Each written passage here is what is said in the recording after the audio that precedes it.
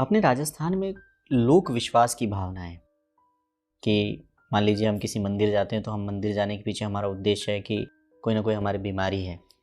तो ऐसे कौन से लोक देवता हैं जिनके मंदिर में जाने से कोढ़ बीमारी ठीक हो जाती? सर ये नागौर में ही बुटाटी में है। एकदम सर मैं नाम रिकॉल नहीं कर पा रही उनका। चरण दास जो डिग्गी कल्याण बुटाटी जी में का नाम सुना होगा आपने। ये मंदिर कहाँ पर है? मालपुरा टॉप। मालपुरा टॉप। यहाँ जाने से भी ये बीमारी ठीक होती? सर इसका मुझे आइडिया नहीं। नागौर में बुटाटी जिले में चरण दास। एक शब्द सुनते हैं हम राजस्थान में, रिक्तीय भैरू। ये क्या है? ज्यादा तो मुझे जानकारी नहीं है, पर हाँ भैरव जी के ही किसी मतलब पर्टिकुलर नहीं, राजस्थान के लोग मानते हैं कि जो नवजात शिशु है वो ज़्यादा रोता है या बिस्तर पर पेशाब कर देता है तो उसके लिए एक शब्द प्रयोग करते हैं, रिक्तीय भैरू। ठीक है, कोई बात नहीं। ये बताइए कन्यावध क्या है? कन्यावध मतलब ये फिटिसाइड, फीमेल फिटिसाइड की। सर इसमें सेक्स सिलेक्शन के थ्रू आप पहले से ही जो लिंग जानकर उसको फीमेल फिटस को ही अगर आप खत्म कर देते हैं, दैट इज। तो इस पर कोई कानून बना हुआ है? जी सर, इसके लिए पीसीपीएनडीटी एक्ट है। राजस्थान की कौन सी ऐसी रियासत थी जिसने सबसे पहले इस पर रोक लगाई थी? सर एग्जैक्ट जानकारी नहीं, पर जहाँ तक मैं रिकॉल कर पा रही हूँ कोटा। आप डेंटिस्ट हैं, प्रैक्टिस भी करती हैं? जी सर। आपके नागौर जिले में मेथी की अच्छी उपज होती है? जी सर। एक डेंटिस्ट के तौर पर मेथी की क्या उपयोगिता है? सर इसके बारे में क्या दांतों को स्वस्थ रखने में इस तरह की चीज़ों काम आती है? सर इसके बारे में मुझे कोई आइडिया नहीं। कोई आइडिया नहीं। क्या आपको लगता है कि हम डेंटिस्ट्री का जो कोर्स डिज़ाइन किया हुआ है उसमें हमारे जो प्राचीन ज्ञान के जो स्रोत हैं उसका इस्तेमाल हम नहीं कर पा रहे हैं अभी? पूरी तरह से ये वेस्टर्न कोर्स पर आधारित है? जी सर, ऐसा है कि ये पूरी तरीके से अभी वेस्टर्न कोर्स पर आधारित है। जो इसमें आयुर्वेदिक जो अपन लेते हैं ज्ञान, उसके हिसाब से जो प्रोडक्ट्स या इंग्रेडिएंट्स क्या मतलब दांतों की स्वस्थ बनाए रखने के लिए ज़रूरी है। जैसे हमारे लौंग है वो दांतों की सेहत के लिए अच्छा होता है, तो यूज़ होता है क्लोव ऑयल, बट स्टिल उसका मतलब इतना प्रचलन में नहीं है, और इतना जो आयुर्वेदिक और अन्य प्रोडक्ट्स हैं वो उतने प्रचलन में नहीं है। तो क्या कारण है? क्या आपको लगता है कि कोर्स डिज़ाइन करने वाली जो संस्थाएं हैं भारत में, वो मौलिक शोध की उनमें चेतना की कमजोरी है, नकल की प्रवृत्ति उनमें ज़्यादा है? सर ऐसा नहीं कहा जा सकता, बट हाँ इसको एक बार रिव्यू किए जाने की आवश्यकता है कि हम अपने मौलिक ज्ञान को भी इसमें इंक्लूड करें तो बेहतर होगा। अरावली का विस्तार राजस्थान में कितने जिलों में है? जिले मैं एकदम से रिकॉल नहीं कर पा रही हूँ सर। वैसे किन किन राज्यों में है अरावली का विस्तार? सर ये गुजरात से स्टार्ट होती है, देन राजस्थान, देन हरियाणा, और फिर दिल्ली की रायसीना हिल्स पे मतलब एंड हो जाता है। इसकी सबसे ऊंची चोटी का नाम? गुरु शिखर। कितनी है हाइट? एग्जैक्ट सर अभी रिकॉल नहीं कर पा रही हूँ। अच्छा ये बताइए कि दांतों की प्रॉब्लम बढ़ती जा रही है, अभी प्रॉब्लम तो हर जगह हर चीज़ की बढ़ती जा रही है, तो दांतों की प्रॉब्लम के बढ़ने में किसी खनिज की भूमिका है या किसी एलिमेंट की भूमिका हो? फ्लोराइड राजस्थान में कहाँ कहाँ ये समस्या है फ्लोराइड की? सर ये नागौर, अजमेर और ये जो उस साइड के क्षेत्र हैं उनमें अधिक फ्लोराइड। क्यों नागौर में क्यों है फ्लोराइड? कि सर यहाँ के भूमिगत जल में ही फ्लोराइड अधिक मात्रा में पाया जाता है, तो और ये जल की समस्या से ग्रसित जिला है। तो पहले तो नहीं था ऐसा, अभी कुछ दशकों में हुआ है। फ्लोराइड की समस्या बढ़ी है, यूरेनियम की समस्या बढ़ी है, तो ये तो पहले नहीं थे।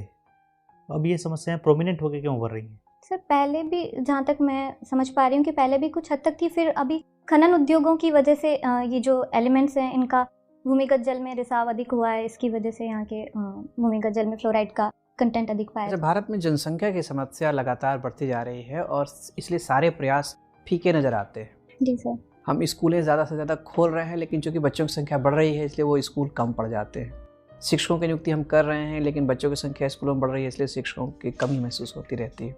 ये विभिन्न स्तरों पर होता जा रहा है। अगर हम जनसंख्या को नहीं रोकेंगे तो चाहे जितने भी संसाधन का विस्तार करते रहें, सुविधाओं का विस्तार करते रहे, वो हमेशा कम ही नज़र आएंगे। तो क्या करना चाहिए कि हम जनसंख्या को एक सीमा पे रोकें और उसको कम करें?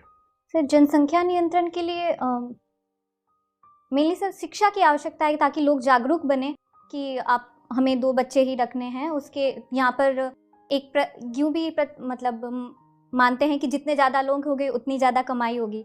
तो इस प्रकार की जो मान्यता है, इस प्रकार की मान्यता को रद्द किया जाके शिक्षा से ही इसका समाधान संभव है। उसके अलावा लेकिन सर देखा जा रहा है कि शिक्षित लोगों के भी बच्चे 2 से ज़्यादा हो रहे हैं, जी सर। युवाओं में भी, न सिर्फ पुरानी पीढ़ी के लोगों में बल्कि नए दंपतियों में भी जो पढ़े लिखे हैं, फिर भी बच्चे 3-4 होते हैं। जी सर, ऐसा भी देखा गया है। तो इसके बारे में सर ये अधिकतर उस समय देखा गया है कि जिसमें बेटे की चाह में लोग इस तरीके से करते जाते हैं, तो उसमें हमें बेटियों के प्रति भी सकारात्मक सोच विकसित करने के लिए समाज में इस प्रकार के प्रयास करने की आवश्यकता है, जिस प्रकार कि बेटी बचाओ बेटी पढ़ाओ जो है अभियान है, इस प्रकार के अभियान चलाकर समाज की सोच में परिवर्तन की सर आवश्यकता है। एक तो आप बौद्धिक तौर पर ईमानदार हैं कि आपको जो चीज़ नहीं आती है आप बोलती हैं कि नहीं आती है।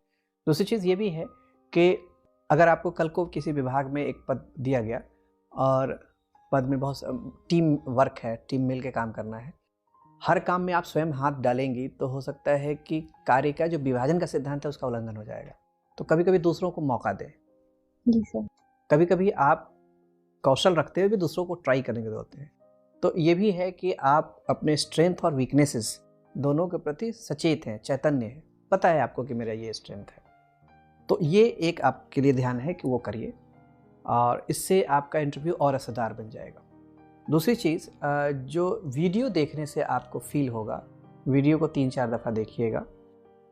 जब कभी आपको किसी सवाल का जवाब ठीक ठीक नहीं आता है तो आपके चेहरे पे कुछ ऐसे भाव उभरते हैं जो कि अनौपचारिक माहौल के लिए ठीक हो रहता है। मित्रों के साथ हैं, फैमिली में हैं तो थोड़ा ओठों को घुमा के रिजेक्शन बताया। तो ये सब फेशियल एक्सप्रेशन जो है जिसको मुंह बनाना कहते हैं, नाना प्रकार के। तो मैंने देखा 2-3 तरह के मुंह आपने बनाए जब आपको कोई चीज़ एम्फेसाइज करनी थी या ना कहना था।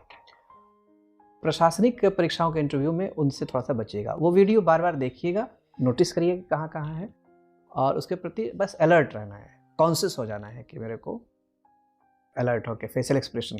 तो फेशियल एक्सप्रेशन मैनेजमेंट पर थोड़ा सा काम कीजिए और 2-3 जगह सॉरी बोलने के लिए मानसिक तौर पर तैयार रहिए। और इस बात का मलाल या चिंता ना करिए कि आपको नहीं आता। नहीं आना कोई बड़ी बात नहीं है। इंटरव्यू में नहीं आना, फैक्ट नहीं आना कोई बहुत बड़ी कमज़ोरी नहीं मानी जाएगी। ठीक है, मुझे लगता है बस यही 2 चीज़ें हैं जिस पर आपको ध्यान रखना है। बाकी सारी चीज़ें बहुत अच्छी हैं। आपका प्रवेश, आपका अभिवादन, बैठने की अनुमति मिलने के बाद बैठना, बैठने की जो भंगिमा है, जो पोस्चर है आपका अच्छा है, कम्युनिकेशन आपका बहुत फ्रैंक है, मतलब आप हर तरह के सवालों को बिना झिझक के हैंडल करती हैं। तो इससे ये निष्कर्ष निकाला जाता है कि आपको कोई भी काम दिया जाएगा, आप उसमें आगे बढ़कर इनिशिएटिव लेकर नेतृत्व कौशल दिखाएंगे। यही 2 डायमेंशन है जिस पे सुधार करना है आपको। बस बाकी ठीक है, क्योंकि मैं ज़्यादा मॉक इंटरव्यू दे नहीं पाऊंगी। मैं बस नहीं, बाकी सब बहुत अच्छा है। All the best. Thank you sir.